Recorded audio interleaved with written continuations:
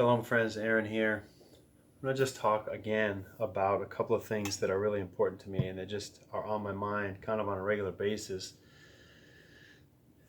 There's three things that I think that I would really have at the front of what I would want to talk to anybody about, anybody.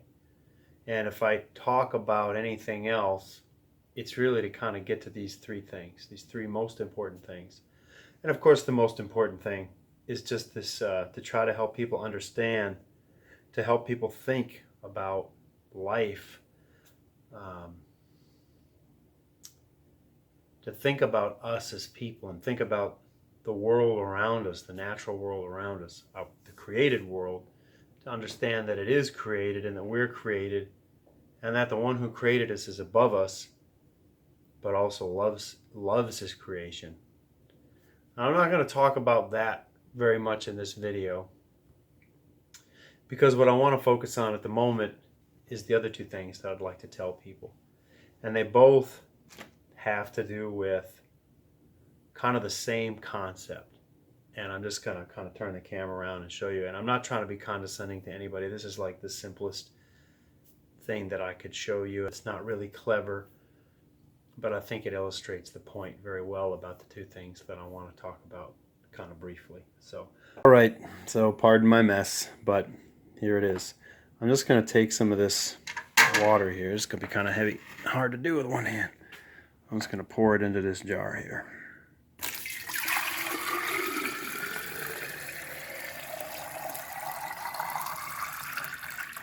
All right. That's as far as I can fill that jar up. It's filled to its capacity. I can't put anything else in it. What does this represent? This represents what's clean, what's good. And I'm going to talk about this in a couple of different ways. First of all, just this idea of truth. And I'm talking about what we fill our hearts and our minds with.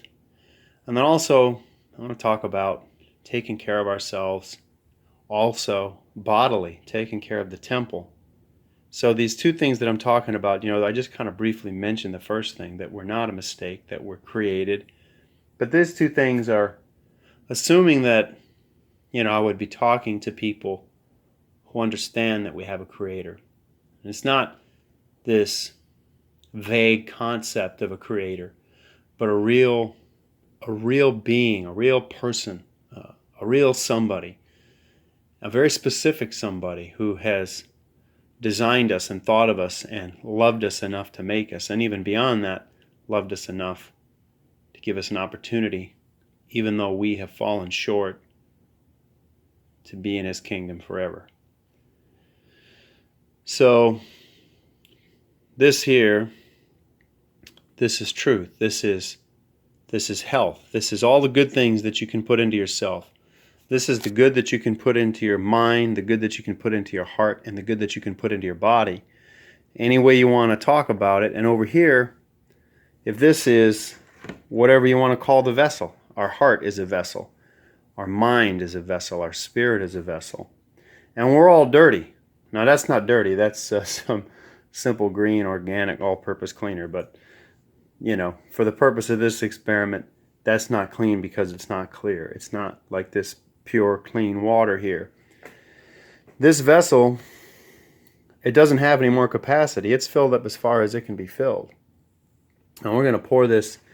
We're going to wake up to the truth of this world we live in. We're going to wake up to the truth that we're not evolved of monkeys, but we're created by a creator who loves us.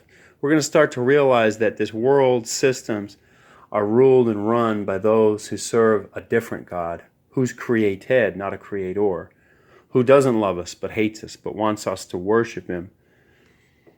So we got this dirt in our heart, but we're going to start waking up, and we're going to, our mind, whatever, how we want to look at it, we're going to start filling up our vessel with some truth. We're going to read scripture. We're gonna do things to love other people. We're gonna try to be selfless. We're gonna do what Yeshua said represent the two greatest commands, right? The first command, the most important command, is that we love our God, the Father Yahuwah, with all of our heart, mind, soul, and strength. And the second is like it, that we love our neighbor as ourselves. And we do that. And we fill ourselves with these good things in our heart and our mind. And now our vessel's full. It's full. And, the good news here is that it looks better than it did. It doesn't look as bad as it did when we started. It looks cleaner. Right? But it's not clean yet. And we can stop there if we want to. And I'm not going to go all the way with this experiment, but I'm going to show you what I'm talking about, experiment, with this example. We could keep pouring truth. We could keep pouring what's good into our vessel. And we'll spill over. That's what's happening right here. It's going to spill over. We can let the Father fill our cup. I use too much of this stuff. It's really super concentrated. Oh, man. We can let the Father fill our cup, and we can overflow. Maybe sometimes He'll even pour us out and make us empty. We'll overflow. We just let Him keep filling us up. Even with this super concentrated, cleaner, which is supposed to represent the dirt in us. If we just keep pouring in what's good. If we just keep pouring in what's good, what happens? Look at that.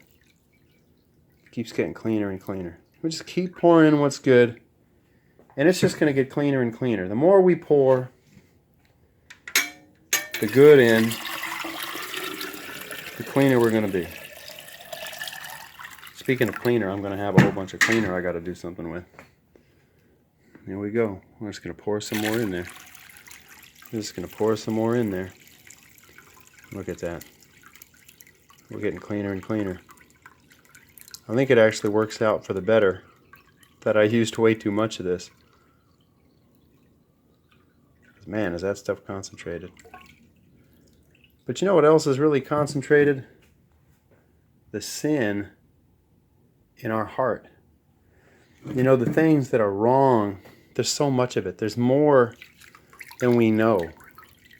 It's not just because it's sitting in the green water. It's green. But we could just keep on going. We could spend our life, because it's not an easy thing. Just like, diluting this simple green all-purpose cleaner is not an easy thing. You got to keep putting what's good into your vessel. If you want this to come out clean, that's going to take a lifetime. That's going to take a lifetime. But if we have a vessel that's full of good, clean things, whatever that is, if we're talking about our heart, if we're talking about our mind, if we're talking about our body, if we have a good, clean vessel, not much left in there that doesn't look good. We've been pouring truth and good things in there. But now, we start pouring in some of this. We start putting in some of this that's not clean. Well, what do we got? We got a vessel full of whatever it is that just doesn't look as clean as it did when we started. And look at that. Here we had nothing but good, clean water. And I'm just putting in half of the capacity of this vessel of what poured out of the other one. Just half the capacity. And look at what we end up with. And those look the same. You saw how much truth, you saw how much of what was good I had to pour in here to get this to clear up as much as it did. That was so dark, and now it's clear. And here we started off with something clear, and we just put in a little bit compared to what we poured into here that was good. We just worked a little bit of yeast in through the dough, and look at what we end up with. The point I'm trying to make, I'm going to turn around and talk with you here. The point I'm trying to make is that we are finite, okay? Finite vessels. What that means is we have a limited capacity. There's only so much room. I'm learning in my 40s that, I put it like this, there's only so much juice you can squeeze out of an orange. I've got a lot of energy, and I still work hard. I do renovation work, and I can put in a long, hard day's worth of work. And I can get up and I can do it again, and I can do it again. And I could even do that and not really get all the rest I ought to be getting for a couple of days. It's not the same as when I was in my 20s, where I could work hard, not sleep, work hard, not sleep, and still be patient, still have energy to do the other things that I need to do in my life. But now I realize in my life as I'm getting older, and I have more responsibilities, more important responsibilities too, that I can't pour all my energy into that, because I gotta have some reserves. I gotta come home and do whatever I need to do to be helpful to my wife, and I gotta do what I can do to teach and raise my kids, to teach them what's right, and to be patient with them. And that's not easy. And if I wear myself out, I don't have enough energy for those things that matter the most. I don't remember where I left off, but the point I was making was, there's only so much room that we have. We only have so much energy, we only have so much capacity, and we only have so much room in our hearts. And so this is talking about truth, because, people believe that it's up here in our brain where we have our understanding, our comprehension, our thoughts, and our emotions. But that's in here. That's the heart. The ancients knew that the heart is the seat of emotions. And there's been studies that have proven that our heart sends more electrical signals to our brain than our brain sends to our heart. This is the seat. This is where understanding comes from. This is where our emotions come from. This is where our consciousness comes from. It's not a mistake that we're not considered dead if we're brain dead, but we're considered dead when our heart stops beating. The ancients knew that the life that's in us, which is the breath of the Father, is our spirit. It's in the blood. It's in our blood, and when our heart no longer is circulating the blood through our body, then we're dead. Then we die. Not when this shuts off, when this stops working. That's when death happens. So, when we keep filling our heart and our mind, however you want to look at it, when you keep filling that with lies, then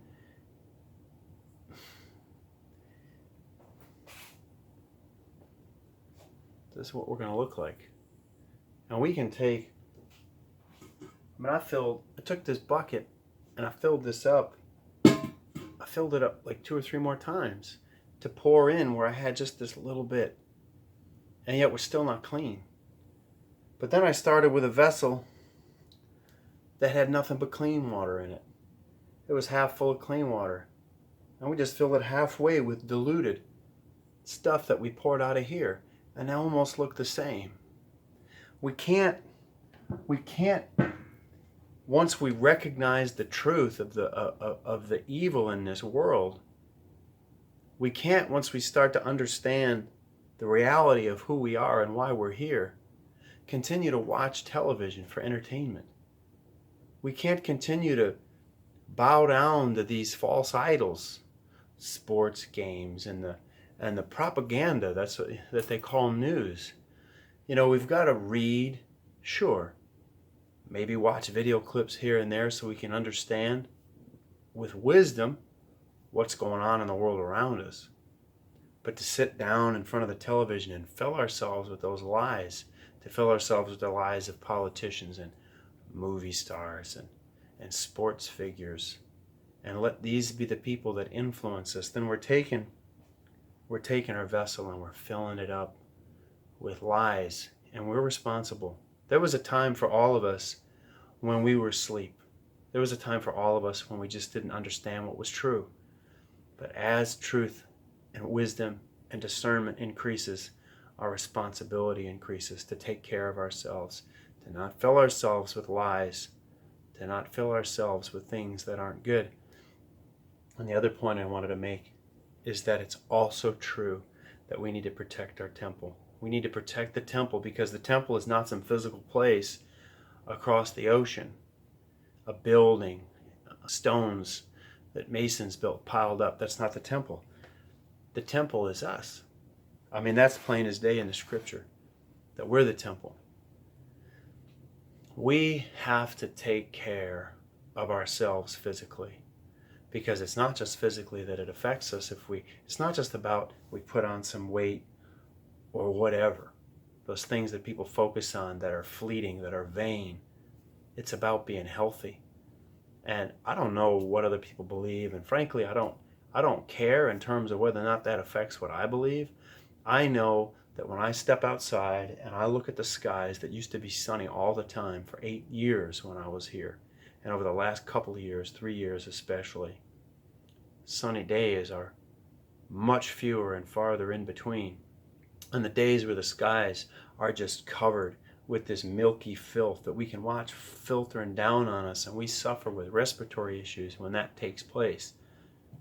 I know that there are things that I cannot change. Whatever that is, whatever's going on up there, I know it's not good for me, and I know it's not good for my kids, and I know it's not good for my wife, but I can't stop that. But I can take the water that comes out of my tap, which is not clean. They send me a report about my water, and I know it's not true. There are days when I turn that water on, I almost get lightheaded, and I do get lightheaded from the smell of the chlorine in it. And that's just the beginning. The fluoride and all kind of other things in there that aren't good for us. And so I don't have a lot of money. I've got a big family, and I spend a lot of time at home instead of just working, chasing after money, which has no value. In this world systems, to some extent, we need it, but that's all going to come down, and we need to know how to live without it, and we need to be working towards those goals. With as little as I have, I spend the money on the expensive filters for my giant Berkey filters, so that we use clean water to cook with, clean water to drink. I don't ever drink water out of a plastic bottle unless I'm really thirsty and I've got no choice. And that's basically never. We drink out of stainless steel. I don't even use a plastic bucket to fill my Berkey. I fill this giant thing. It takes 2 of these to fill the big Berkey filter that we have. I got the fluoride arsenic filters in there and the black filters, and those cost a lot of money. And we use a ton of that water. We spend our money on things to help us be healthy and things to help us be well. And we're not eating the food that we find entertaining. And we've changed what we're doing in terms of what we put into our bodies in so many ways, because we got to take care of our temple. If you're drinking the water out of the tap, heck, if you're drinking pretty much anything, I know this is hard, but if you go get pretty much anything from the store that has water in it, that water's fluoridated. And that fluorinated water, man, that's ruining your brain. You're drinking out of aluminum cans, you're drinking out of plastic bottles that have all sorts of hormones in them. And that stuff all matters. It all matters. And I don't know about the rest of you, but I know that I got a lot of kids, and I've got young kids. My dad, he was 21 when I was born. My dad's in his 60s. I'm in my 40s. My youngest, I'll be my dad's age when, they're teenagers. And my oldest, he's 14. I'm going to be 43 this month. My dad was a lot younger than I was when I was a teenager. And he's just my first boy. I got 5 boys after him. And then my beautiful girls. And I need to be there for them. Not just physically, but in my heart and my mind. And I need to be well, and I need to be sound. That matters. That really matters. And we can't it doesn't matter. We can eat what's good, and yeah, that's clean. And you saw it doesn't take a lot of junk into that clean vessel. Our bodies are very resilient, as is the human spirit and the human mind. Very resilient. And there's a lot that we can overcome. There's a lot that we can recover from. But we have a limited capacity for all things. We're limited in everything. This idea that you can dream high and attain anything, that's not true. That's not true. We can do a lot. We can do really amazing things as people, as men and women, but we have a limited capacity. Our livers have a limited capacity of eliminating the toxins in our body. Our immune system has a limited capacity to fight things that shouldn't be in there. And there's a lot that's going on that we don't have any control over. But once we begin to understand, there's a bigger responsibility for us, especially if we have others that we care for, to keep moving forward in truth, to keep putting what's good into ourselves, into those we care about, so that we can be clean and we can be right and we can be well. So I talk about how I don't watch TV. We have up on our Facebook page a post that my wife Teresa wrote up about television. If you're still watching television, please just dig through and find that post about television. It's got a lot of great information to get you going, researching on that. And we're all gifted in different ways to share different things. And I've got some other things that I'll be sharing sooner or later. I don't take you out to work with me because I'm just doing renovation work on people's houses in the city and in the suburbs. And you know, what I want to do is I want to take my own two hands and I want to take the skills that the Father has given me and that I've honed over the years that I've been doing the things I've been doing and apply those skills directly to taking care of my family. There's real value in that.